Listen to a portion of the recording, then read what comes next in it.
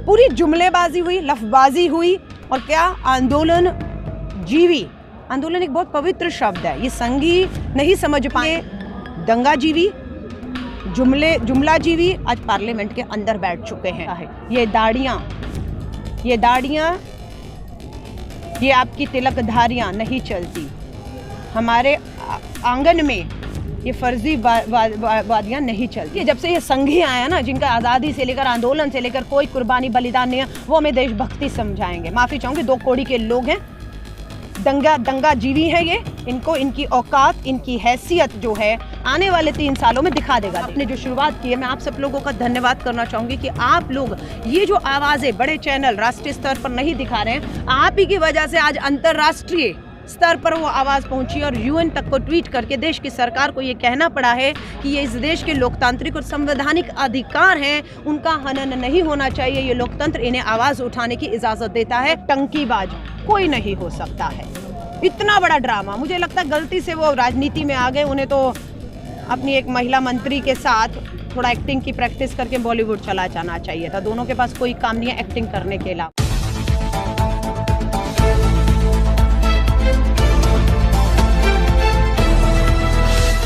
संसद का बजट सत्र चल रहा है और देश के जो हालात हैं, जो माहौल है, उम्मीद की जा रही थी कि देश के प्रधानमंत्री जी इस बात को बहुत बखूबी समझेंगे कि वो कहाँ खड़े हैं, वो किस पद पे हैं, उसकी गरिमा को रखते हुए अपनी जिम्मेदारी से जो देश के मुद्दे हैं, बेरोजगारी, महंगाई, किसान आंदोलित है, 170 से करीब किसान अपनी कुर्बानियां दे चुके हैं, संवेदनशीलता, गंभीरता दिखाएंगे और बात करेंगे। न्यूनतम समर्थन मूल्य पर उम्मीद थी कानून आने वाला है, क्योंकि सरकार की नीयत दिखाने का एक मौका था जो प्रधानमंत्री जी ने गवा दिया।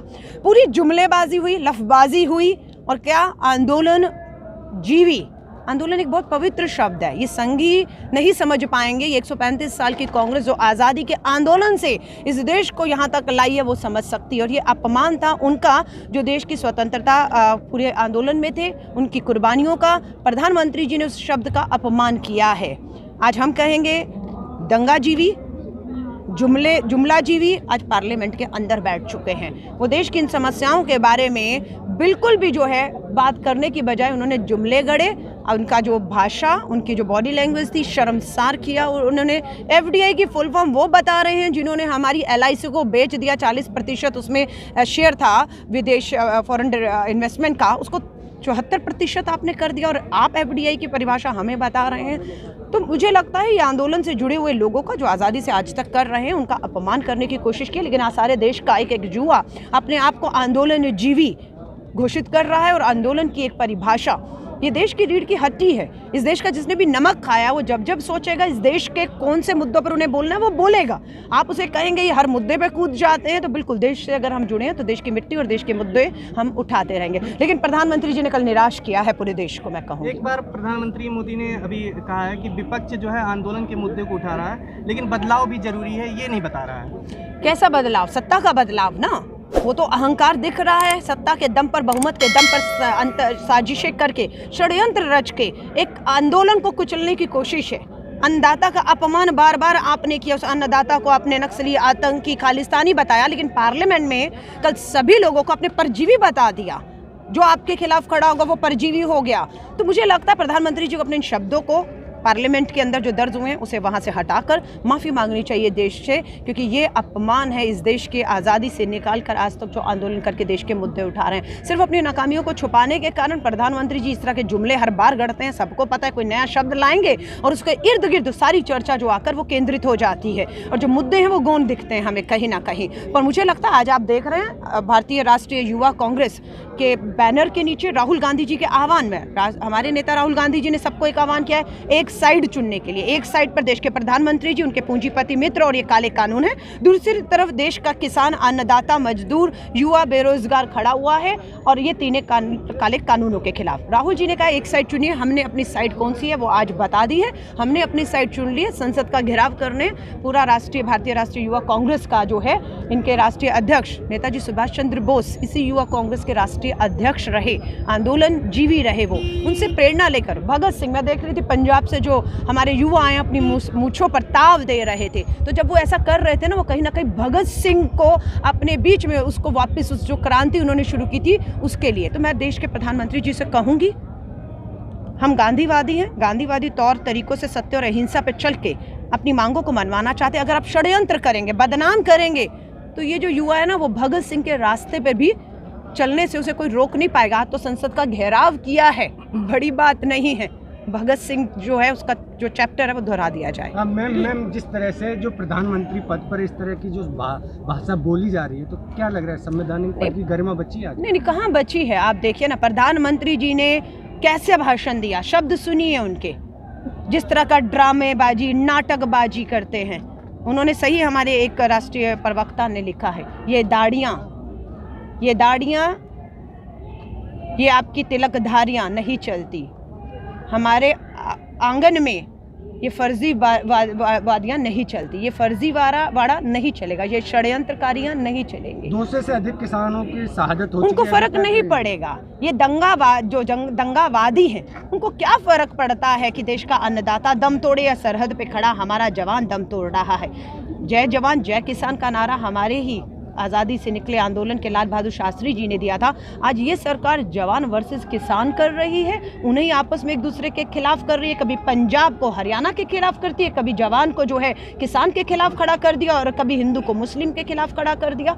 ये तो साजिशें हैं इनकी। आज इन्हें सारे किसान जो है वो खालिस्तानी लगने लग गए हैं। मैं साफ कह रही हूँ, जो विदेशी कलाकारों ने किसानों के समर्थन में ट्वीट किया है, मुझे तो लगता था प्रधानमंत्री जी आपकी जो भाजपा की ट्रोल आर्मी है जिसे आप फॉलो करते हैं, उन्हें जवाब देने के लिए तो वही बहुत था। क्या जरूरत थी देश के भारत रत्नों को आपने विदेश में बैठे चंद कलाकारों के ट्वीट के ऊपर जवाब के लिए उतार के इस देश को शर्मसार किया है। उनका स्तर नहीं था जिस स्तर पर आपने दबाव बनाया। और मुझे खुशी है इस बात की महाराष्ट्र सरकार इसकी जांच कर रही है कि अक्षय कुमार, सानिया नेहवाल के ट्वीट एक ही जैसे, एक ही भाषा, कट कॉपी पेस्ट एक समय पर आते हैं। जांच होनी चाहिए कि क्या भारत रत्नों के ऊपर दबाव बनाया गया। उन्हें इस तरह के ट्वीट उस समय पर तो नहीं करने को कहा गया जब अन्नदाता हमारी दहलीज पर बैठा कुर्बानियां दे रहा था। वो ट्वीट कब आया? जब विदेश में बैठे कुछ कलाकारों ने कुछ कह दिया। देखिए, बदलाव प्रकृति का नियम है, स्वाभाविक है, बदलाव आएगा, बदलाव को कोई रोक नहीं सकता है, आप समझ रहे हैं। लेकिन कुछ बदलाव अच्छे के लिए आते हैं। ये जो बदलाव है ये किसान की जीविका छीनने वाला, उनकी जीविका खत्म करने वाला, उनकी जमीन खींचने वाला, पूंजीपतियों की जेब में किसान का सारा पैसा डालने का ये जो है ये बदलाव लाया। लेकिन प्रधानमंत्री जी कह रहे हैं कि इस कानून से जो है यहाँ से जो किसान, उत्तर प्रदेश के किसान जो है महाराष्ट्र जा सकता है ट्रेन से बेचने, प्लेन से बेचने अपनी फसलों को। भाई, मेरे 60 करोड़ किसान और किसान मजदूर हैं, खेती मजदूर हैं, 2 एकड़ की जमीन है, इतना सा अन्न उगाता है, उसे लेकर चेन्नई बेचने चाहेगा? नहीं, वो चाहता है कि मेरी APMC मार्केट जो हैं, सरकारी मार्केटें जो हैं, वहाँ मुझे न्यूनतम समर्थन मूल्य मिल जाए, मैं वहाँ अपने चौराहे पर ही जाकर अपना गेहूँ, अपना अनाज बेचना चाहता है। आपने क्या कहा है? आपने नए कानून में कहा है कि हम APMC सरकारी मंडियों को खत्म कर रहे हैं, गोदाम से लेकर पूरी निजी हाथों में मंडियाँ जा रही हैं। न्यूनतम समर्थन मूल्य पर कानून लाने में क्या परेशानी है आपको? आप नहीं ला रहे कानून। आप उल्टा ये कहते हैं कि किसान अब कोर्ट में भी जाकर अपनी लड़ाई को नहीं लड़ सकता है, वो डीएम के दफ्तर में धक्के खाए,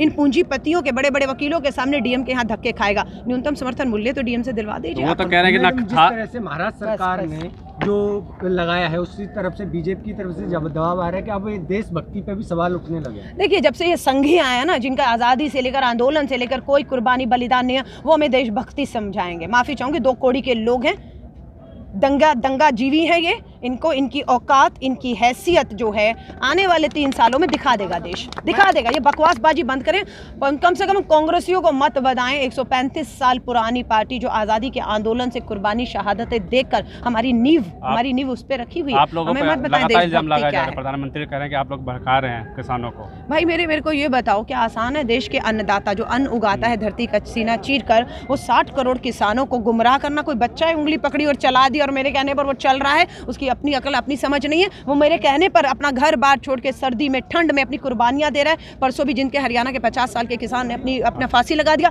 बल्कि मैं आपको गुमराह करती हूँ, चलिए लगाइए फांसी, लगा लेंगे क्या फांसी? मेरे कहने पर लगा लेंगे? लेकिन आप समझ रहे हैं, हल्के में मत लीजिए। अभी तो बेरोजगार युवा सड़कों पर नहीं आया, अभी तो सिर्फ देश का अन्नदाता आया है। आप समझ रहे हैं, जब बेरोजगार युवा और हमारी बेटियों के साथ जिस तरह के अपराध हो रहे हैं, अगर सब सड़कों पर आ गए तो प्रधानमंत्री जी अपनी कुर्सी छोड़कर ना गुजरात जाएंगे। बॉर्डरों पर कीले गाड़ दी गई हैं, बैरिकेडिंग कर दी है, क्या लग रहा है बिल वापस लेगी सरकार? नहीं, मुझे इतिहास कांग्रेस पे आरोप लगते हैं। मैं आपसे पूछना चाहती हूँ आपके माध्यम से, आज़ादी से आज तक का 70 साल का इतिहास उठाकर देखिए, कभी इस तरह की घेरेबंदी हुई हो, इस तरह से कील गाड़ कर, तारे लगाकर? अरे इतनी मुस्तैदी चीन के बॉर्डर, हमारी LAC पर, हमारी सीमाओं पर, पाकिस्तान चाइना जहां बैठा हुआ है, मैं घूर घूर के देख रहा है। आप सिक्किम में देखिए, लद्दाख में देखिए, अरुणाचल में आकर गांव बसा दिया है। इतनी किलेबंदी वहां कर दी होती, किलेबंदी की भी किसके लिए? किसके लिए? हमारे अन्नदाता के लिए, किसानों के लिए। तो ये तो होने नहीं देंगे। ये खुला इनका बहुमत के दम पर, पूंजीपतियों के पैसे के दम पर ये सत्ता बोल रही है। सिद्धू को गिरफ्तार किया गया है, उसको किस तरह देखती है? देखिए, गिरफ्तार 15 दिन बाद 26 जनवरी से आज 9 तारीख आ गई है, ठीक है। ये वही पुलिस है, दिल्ली पुलिस, जिसका डंका पूरे देश में, खुफिया विभाग का डंका, गृह मंत्रालय का डंका पूरे विश्व में गूंजता था भारत सरकार का। आज 15 दिन देर आए दुरुस्त आए कहते हैं, हम कहते हैं ना, देर आए सुस्त आए, दुरुस्त नहीं आए, सुस्त आए। कुछ नहीं होने वाला है। सिर्फ आप सबके हमारे दबाव में कि दीप सिद्धू कहाँ है, प्रधानमंत्री जी, रक्षा मंत्री की तस्वीरें थी, आज कहाँ है? सिर्फ वो दबाव की वजह से उसको गिरफ्तार किया, हाथ कुछ नहीं लगेगा। लास्ट साल जो हम जैसे पत्रकार जो है, जिस तरह से कार्रवाई की जा रही है, गिरफ्तारी हो जा रही है, मंदी पुनिया हो चाहे वो, देखिए मैं कहूंगी, जो हमारे बड़े बड़े चैनल है ना, जो पूंजीपतियों के दम पर चल रहे हैं, नाम नहीं लूंगी, सबको पता है किस पूंजीपति का पैसा किस चैनल में लिखा है। वो बड़े बड़े चैनलों को एक एजेंडा मिल रहा है, वो एजेंडा चला रहे हैं। पर मैं आप जैसे छोटे छोटे यूट्यूब चैनल आपने जो शुरुआत की है, मैं आप सब लोगों का धन्यवाद करना चाहूंगी कि आप लोग ये जो आवाजें बड़े चैनल राष्ट्रीय स्तर पर नहीं दिखा रहे हैं, आप ही की वजह से आज अंतरराष्ट्रीय स्तर पर वो आवाज पहुंची और UN तक को ट्वीट करके देश की सरकार को ये कहना पड़ा है कि ये इस देश के लोकतांत्रिक और संवैधानिक अधिकार हैं, उनका हनन नहीं होना चाहिए। ये लोकतंत्र इन्हें आवाज उठाने की इजाजत देता है। UN ने कहा है, ये आपके दम पर कहा है। मैं आपका धन्यवाद करती हूँ कि आप इन चीजों को दिखाइए, सच्चाई दिखाइए। यहाँ कितने लोग हैं जो कहते हैं कांग्रेस खत्म हो गई, दिखाइए आज कांग्रेस खत्म नहीं हुई है। इस कांग्रेस को मजबूर मत करिए कि संसद का घेराव किया है, भगत सिंह की तरह संसद के अंदर भी जाने का दम रखते हैं। टंकीबाज कोई नहीं हो सकता है। इतना बड़ा ड्रामा, मुझे लगता है गलती से वो राजनीति में आ गए। उन्हें तो अपनी एक महिला मंत्री के साथ थोड़ा एक्टिंग की प्रैक्टिस करके बॉलीवुड चला जाना चाहिए था। दोनों के पास कोई काम नहीं है एक्टिंग करने के अलावा। आप समझ रहे हैं, उनकी ईरानी कुछ नहीं है, सिर्फ तमाशा करिए, भावुक हो रहे हैं। ये भावुक एक किसान के आंसू पे देश भावुक हुआ है, जिससे षड्यंत्र से कुचलने की कोशिश थी ना, उस राकेश टिकैत के एक आंसू ने आंदोलन को दोबारा जिंदा किया है। लेकिन ये प्रधानमंत्री जी के घड़ियालू आंसू है ना, ये नौटंकी ड्रामे 7 साल से देश देख चुका है, कोई असर नहीं होगा उसका।